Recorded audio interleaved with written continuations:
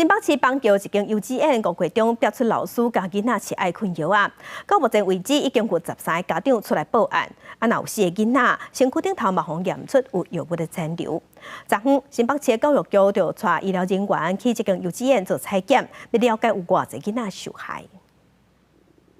新北市邦桥某一个幼儿园顶个月中发生老师饲细汉囡仔安眠镇静剂这药的案件，即马阁有13个家长报案，4个细汉囡仔体内验出药物残留。初五，新北市教育局启动教园检验的专案，采验其他的学生囡仔。部分受害学生家长伫立委的陪伴召开记者会，控诉新北市调查处理无够积极。一位家长是曾经教育局有给他就是那种园所的那种名单，就是。 你自己去报名，然后你自己去联系，就一通电话。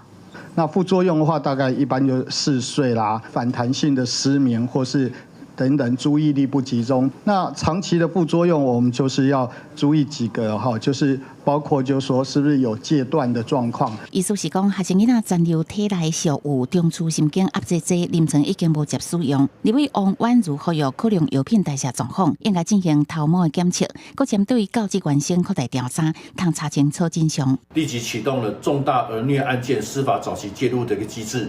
主动报请新北地检署启动司法调查，社会局的家防中心也对受害者呢，采1对1的进行个案追踪。新北教育局是讲，对案件一定会追查到底，绝对袂宽容。因为这个幼儿园7月底要休业，也会协助家长安置学生囡仔。记者综合报道。